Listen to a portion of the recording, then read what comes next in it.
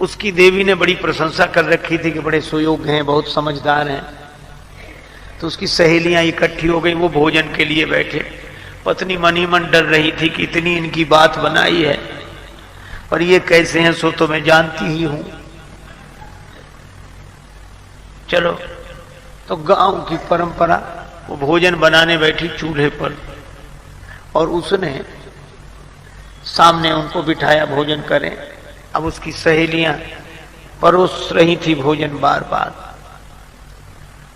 पूड़ी साग थाली में आया, वो ऐसा विचित्र आदमी एक पूड़ी उठा गया। सोच रहा था छोटी सी पूड़ी है, इसके टुकड़े करना, ग्रास करना तो बेकार है, पूड़ी ही ग्रास है। वो एक पूड़ी में साग रखे और एक। अब उस देवी को बड़ा संकोच लगा, बड़ी लाज लगी, किसने नाक कटवा दी। और सहेलियां मुस्कुरा मुस्कुरा कर कहें जैसा आपने कहा था वैसे ही हैं, बड़े समझदार हैं बहुत। तो महिला बड़ी विवेकवती थी, उसने सोचा कि बात किसी तरह बन जाए।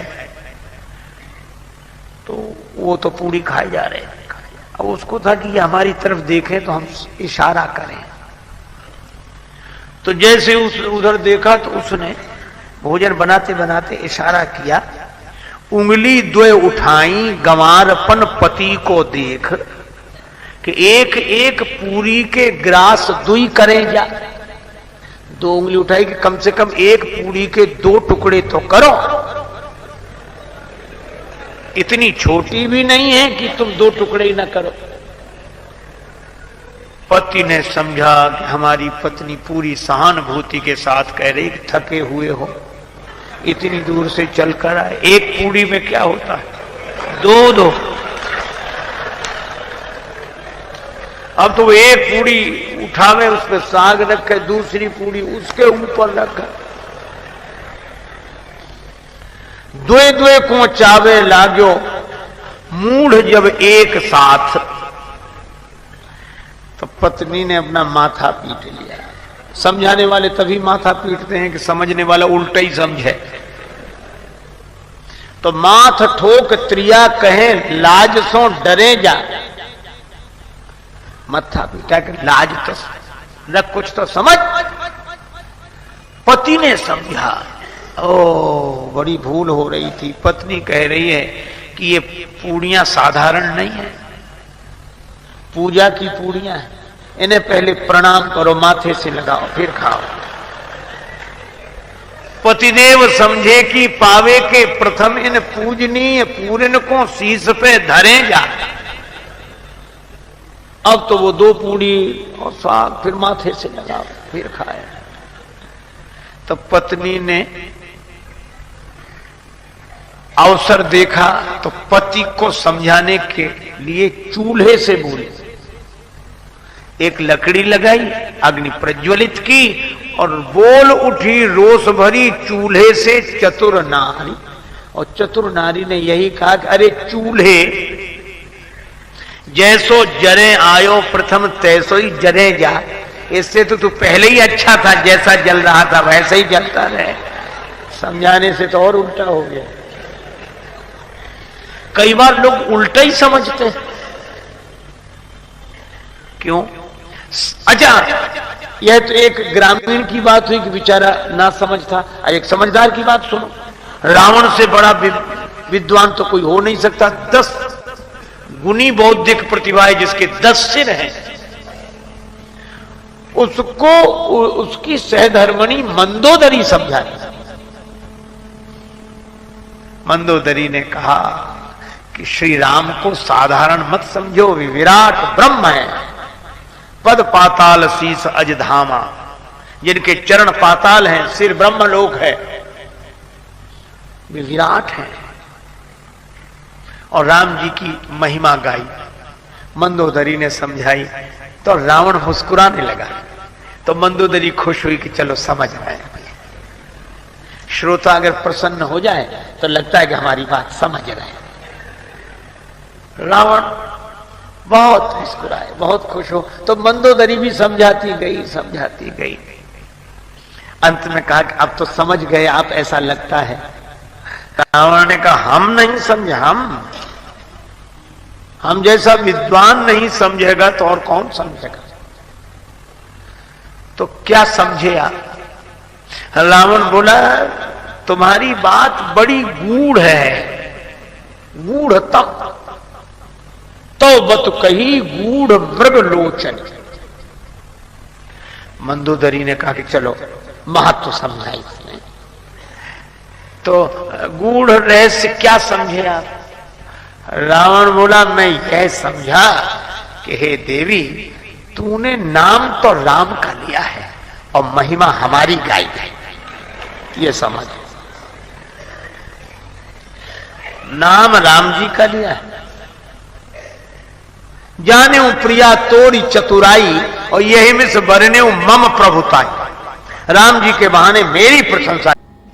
आइए मित्रों, जय सिया राम। आज बड़ा ही एक रहस्यमयी प्रसंग आप सबके सम्मुख आ रहा है, जिसे सुन करके आप सब बिल्कुल आश्चर्यचकित हो जाएंगे कि रावण को लोग यही कहते हैं कि रावण ब्राह्मण था, किंतु यह बात पूर्णतः असत्य है। आप लोगों ने शायद सुना नहीं इसको, तो बहुत पछताएंगे। रावण तो ब्राह्मण था ही नहीं। इन बातों को आप लोगों ने शायद सुना ही नहीं होगा। तो आइए आप हमारे पूरे वीडियो में बने रहें और इस सच्चाई से आप रूबरू हो कि रावण ब्राह्मण था या नहीं था। बड़ा ही रहस्यमयी और बड़ा ही गूढ़तम प्रश्न है ये। शायद आप लोग सुन करके आश्चर्यचकित हो जाएंगे। जानने में तो लोग सभी जानते हैं यही कि रावण ब्राह्मण था, लेकिन नहीं, सत्य नहीं है ये। रावण ब्राह्मण था ही नहीं। कैसे? क्योंकि ब्राह्मण कौन होता है? जिसके माता और पिता दोनों ही ब्राह्मण हो, उनसे जो संतान जन्म लेती है वही केवल ब्राह्मण कहलाती है। यदि पिता ब्राह्मण है और माता किसी अन्य जात से संपर्क रखती है, तो वो संतान ब्राह्मण नहीं कहलाती है प्यारे। अब इसमें बड़ा ही मार्मिक बात है, आप लोगों ने सुना ही होगा कि रावण का जो जन्म हो रहा है वो रावण के पिता तो ब्राह्मण थे, जो कि ब्रह्मा जी की खानदान से संबंध रखते थे, किंतु जो उनकी पत्नी थी वो एक राक्षसी थी। तो राक्षसी और ब्राह्मण के संसर्ग से, संयोग से जो बच्चा पैदा हुआ वो ब्राह्मण हो ही नहीं सकता, तो उसे मिक्सचर कहा जाता है। इसीलिए तो उसमें उद्दंडता और अनेक प्रकार के राक्षसी गुण ये सब भर गए थे। टोटल अन्याय ही जो वो कर रहा था और उसके पास कुछ नहीं था। तो रावण को ब्राह्मण कहना पूर्णता सही नहीं है। क्योंकि केवल पिता के ब्राह्मण हो जाने से और माता राक्षसी कुल की रही, इसलिए रावण दानव के रूप में आया था, राक्षस के रूप में आया था और उसका हर कार्य राक्षसी ही तो था। तो आप लोग इस बात को सुन करके आपको समझ में शायद बात आ गई होगी, जिसे वर्ण संकर कहा जाता है, वही आजकल ज्यादा हो भी रहा है, जबकि ये बात गलत है। क्योंकि शादियां जो है वो होनी चाहिए अपने ही जाति में। गैर जातियों में जो शादियां कर रहे हैं लोग, उसमें वर्ण संकर पैदा होते हैं और वो ना तो सही काम करेंगे, वो पूरे कुल खानदान के गौरव को नष्ट करने में जरा भी देर नहीं करेंगे।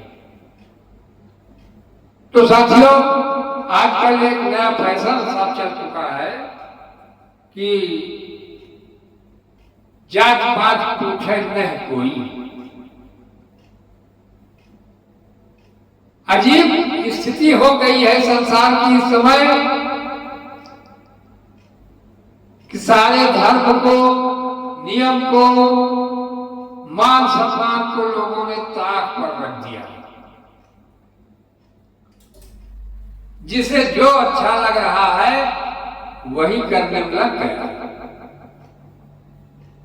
तो विशेष करके ब्राह्मणों को चाहिए कि संकर वर्ण की तरफ न जाएं और अपने ही जातियों में विवाह का कार्यक्रम करें। किसी गैर जाति की कन्या को कतई न स्वीकार करें, अन्यथा आपका कुल खानदान, आपके पूर्वज सब बहुत ही दुखी हो जाते हैं और आगे की पीढ़ी आपकी बिल्कुल बर्बादी की तरफ ही जाती है। उनकी राक्षसी प्रवृत्तियां अपने आप आ ही जाती है, क्योंकि अंतःकरण में कुछ चीजें, आदत, स्वभाव, प्रवृत्तियां, ये चीजें जो हैं ये सनातनी एक प्रकार से खानदानी बाई जीन्स के द्वारा चलती रहती है।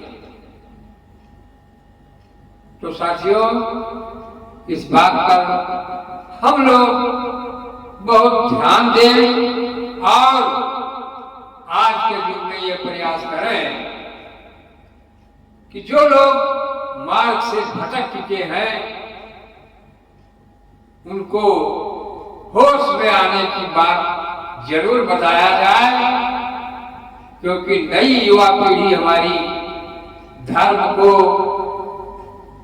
वो समझ ही नहीं पा रही, क्योंकि धर्म ही मुख्य है जिसके द्वारा सारा संसार, सारी सृष्टि हमारी चल रही है। अगर धर्म नहीं रहेगा तो ये संसार केवल दुखालय ही हो जाएगा, सुख की तो कल्पना भी करना बिल्कुल व्यर्थ हो जाएगा। तो साथियों, यही आपने सुना कि रावण ब्राह्मण नहीं था,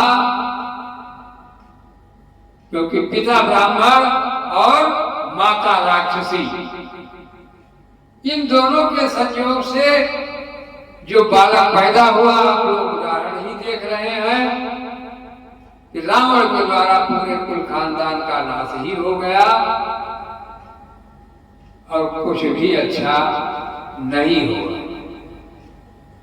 तो साथियों, यह वीडियो आपको हमारा कैसा लगा, आप लोग हमें कमेंट के माध्यम से जरूर बताएं और हमारे चैनल पर पूरे वीडियो देखें। आपको अनेक प्रकार की रहस्यमयी बातें और कथाएं मिलती रहेंगी और आपको जो भी सुनना हो, प्रश्न करना हो, किसी भी विषय की, किसी भी समस्या की, वो हमें आप कमेंट के माध्यम से जरूर बताएं और हम आपको और हमारी टीम आपकी सेवा में तत्पर है। आज के दुर्लभतम समय में हम आप सबकी सेवा में निस्वार्थ लगे हुए हैं। मित्रों, आप हमें कमेंट जरूर करें और वीडियो को लाइक करें, शेयर भी करें, जिससे कि अधिक से अधिक लोगों को आज के इस भटके हुए कलिकाल के युग में एक सही मार्ग, धर्म का मार्ग प्राप्त हो। मित्रों, जय सिया राम, जय बजरंग बली।